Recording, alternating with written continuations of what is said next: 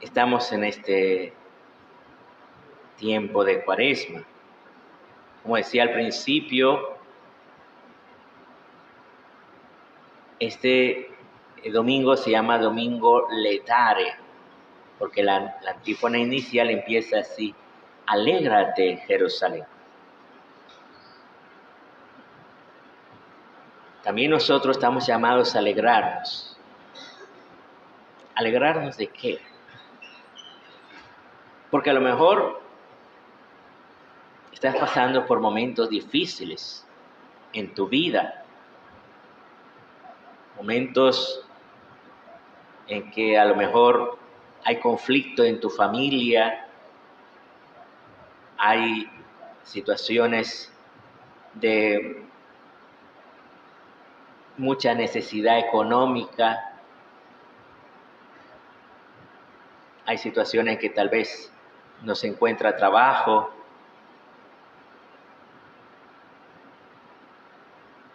tal vez que te han humillado, te han rechazado y no sabes qué hacer. Precisamente de esto se trata la ceguera de este hombre. Fíjense que este hombre es ciego, pero está tranquilo. Aparentemente él no tiene ningún problema en su vida. La ceguera ya se acostumbró a que es ciego. Lo vive como si fuera lo más natural del mundo. Y se pasa así la vida. Estaba ahí quieto, sin hacer nada. Y de repente pasa Jesús con sus discípulos y le preguntan: ¿quién pecó, este o sus padres, para que haya nacido ciego? Porque muchas veces nosotros pensamos que las cosas malas que nos pasan es porque Dios nos castigó. En cuanto pasa algo malo, inmediatamente le reclamamos a Dios. Decimos: ¿pero yo qué he hecho de mal? ¿Por qué me mandas esta situación? Como si fuera Dios que te está mandando esa situación. No, no es Dios que manda situaciones para hacerte sufrir. Muchas veces las situaciones pasan, uno por situaciones naturales, otro porque los hombres a veces somos injustos y se te ha acercado alguien que te hizo una injusticia y que ahí Dios nada tiene que ver. Nada tiene que ver. Hay una cosa cierta. Dice San Pablo: Dios todo lo permite para el bien de los que le aman. Incluso esas situaciones difíciles. Sin embargo, este hombre ha dejado de preguntarse. Ya no se pregunta nada, solo se pasa la vida ahí. Y entonces Jesús se le acerca, hizo barro con la saliva, se lo untó en los ojos al ciego y le dijo: ve a lavarte a la piscina. Imagínense un ciego normalmente está así, aunque no mira nada, está así. Y se le acerca a alguien, le unta lodo, pues hasta molestia tendrá en el ojo, ¿no? Porque tener lodo en los ojos es molesto. Que una pequeña brizna se te meta es terrible. Ahora imagínate que alguien te echa lodo en los ojos. Y este hombre, ¿qué diría? Pues claro que me voy a lavar, mira cómo me pusiste. Y se fue a lavar. El punto es que obedece. Va a lavarse a esa piscina de Siloé, dice que significa enviado. Fíjense que todos estos domingos, en este ciclo A que estamos, que es el tiempo del Evangelio de Mateo, aunque hoy es Juan, que hemos proclamado, estos domingos de Cuaresma tratan estos personajes con unas lecturas kilométricas. A lo mejor ustedes estaban pensando, el Padre, ¿cuándo va a terminar ese evangelio? Y es largo, es verdad, es largo.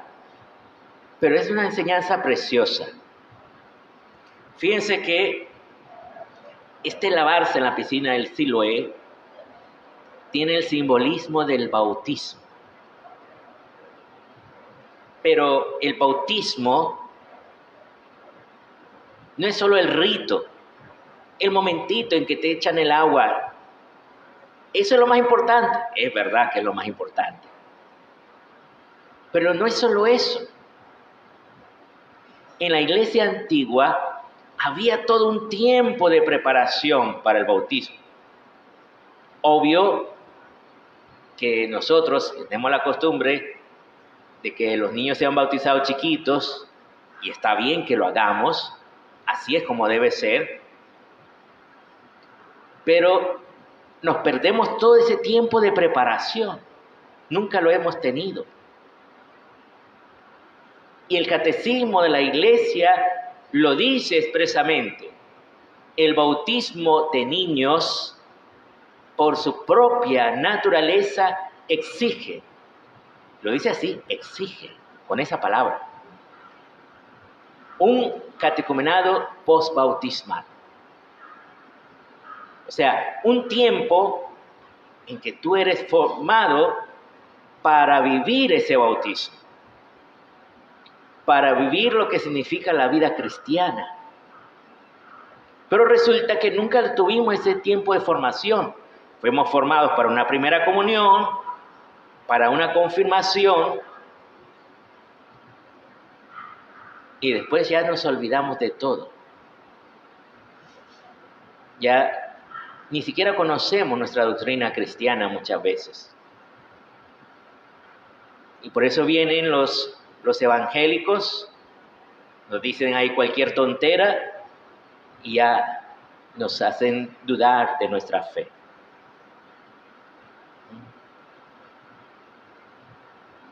Entonces, fíjense que hay una primera pregunta. ¿Quién pecó, este o sus padres? Ahora viene una segunda pregunta. ¿Cómo te han abierto los ojos? Y casi todo el Evangelio se trata de eso. ¿Cómo te han abierto los ojos? Y entonces empieza un proceso de crecimiento en la fe de este hombre. Al pensar cómo le abrieron los ojos, porque ¿qué es lo que ve ahora? Ve dos cosas importantes. Los padres de la iglesia hablan de que nosotros tenemos dos ojos, uno para ver la obra de Dios en nosotros y otro para ver a los hermanos. Entonces, muchas veces nos pasamos la vida y no sabemos qué es lo que Dios quiere hacer con nosotros. Porque si Dios te creó, Él tiene un plan, un diseño de amor para tu vida. Pero muchas veces vivimos ignorando eso.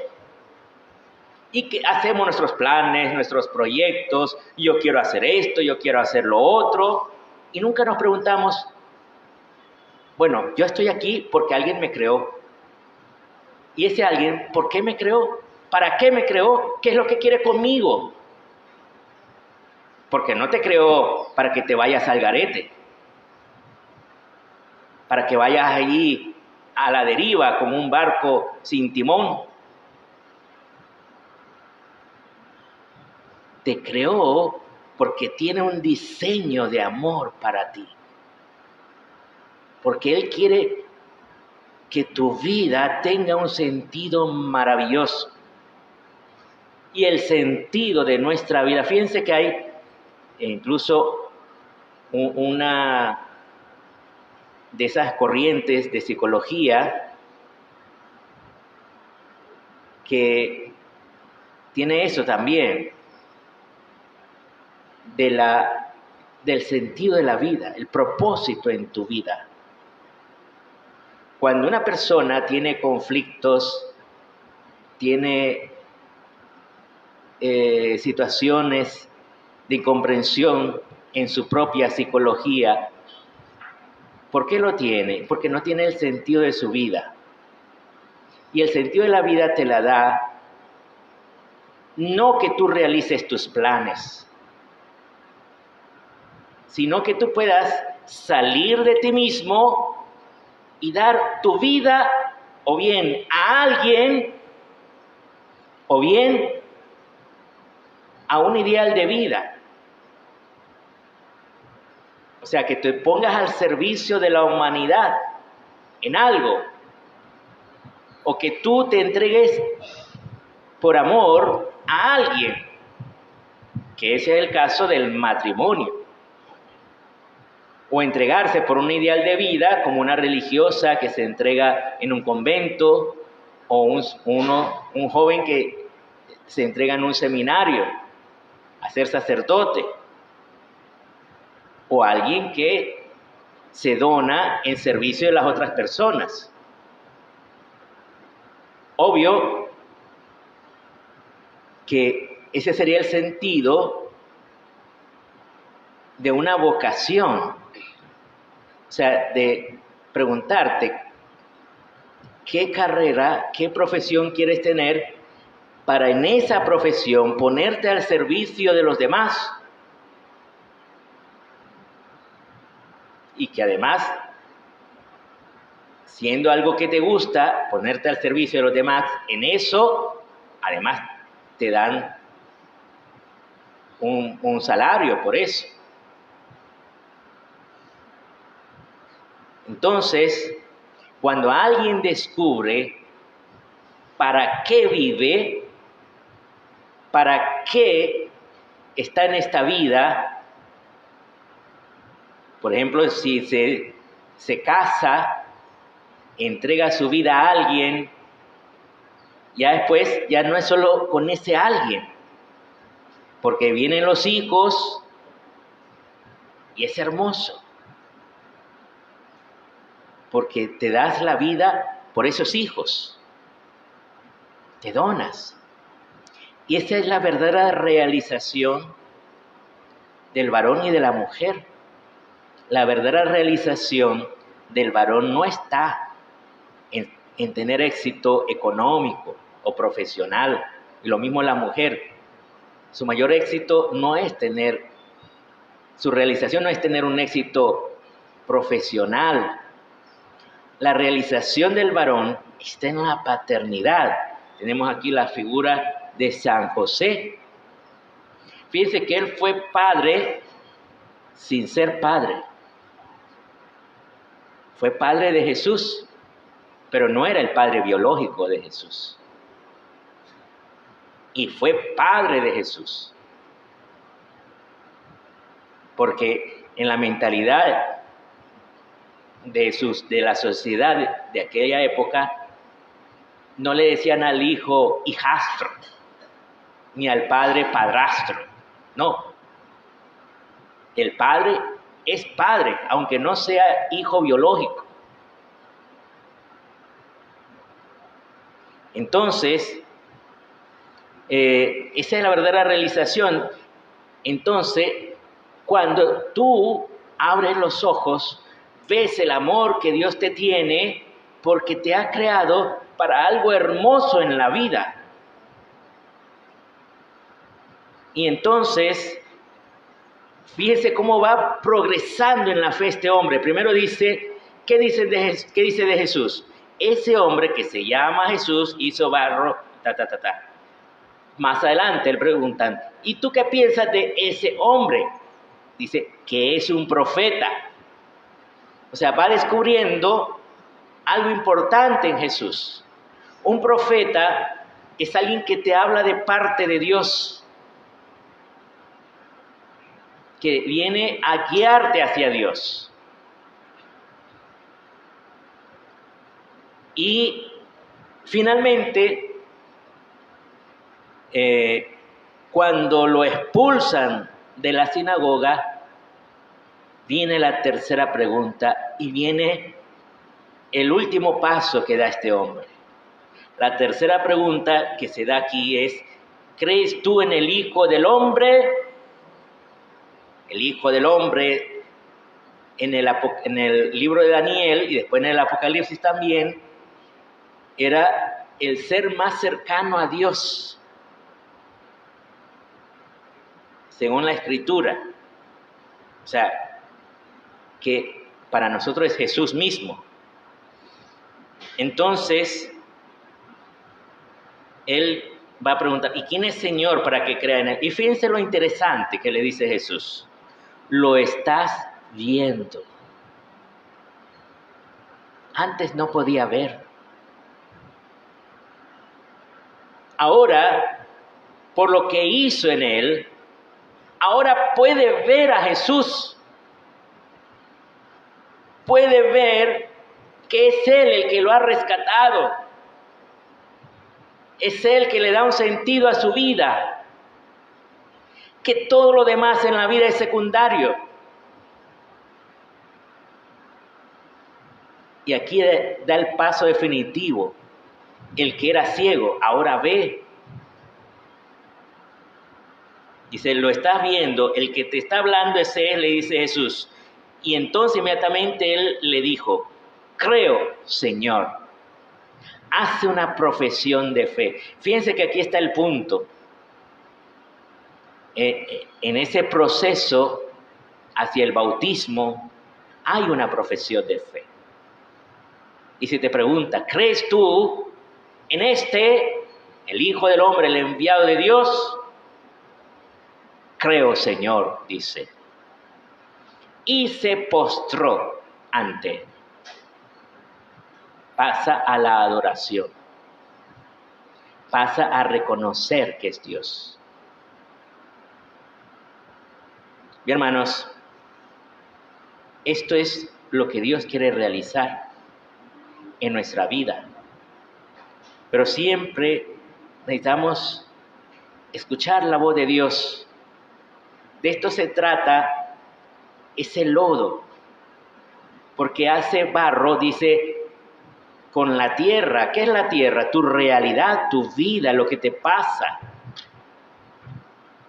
Nosotros fuimos creados de tierra y se hizo lodo y así fuimos creados. Y eso lo relata el Génesis de esa manera. Y no es una brujería, no es hacer muñequitos, no, es una creación. ¿Y qué quiere decir que lo hace de tierra? Que eres frágil, que tú y yo somos frágiles. Y tal vez cuando éramos jóvenes nos sentíamos fuertes, capaces de cualquier cosa. Pero a medida que avanzamos en edad, nos damos cuenta que no somos tan fuertes. Que a veces la vida nos golpea, y no solo con la enfermedad, sino con situaciones en la familia o situaciones en la sociedad misma. Y eso te va golpeando, te duele. Vamos pues ahora a continuar nuestra celebración, reconociendo que ese Dios que nos ha creado es el mismo Dios que nos devuelve la vista, nos muestra su amor, nos muestra lo que Él quiere hacer en nosotros, pero que necesitamos escuchar la voz de Dios. ¿Dónde? En la comunidad cristiana, para que nos acerquemos cada domingo a la misa, a escuchar esta palabra, y cuando estemos en casa también leamos la palabra, para que Él nos vaya iluminando, nos vaya guiando.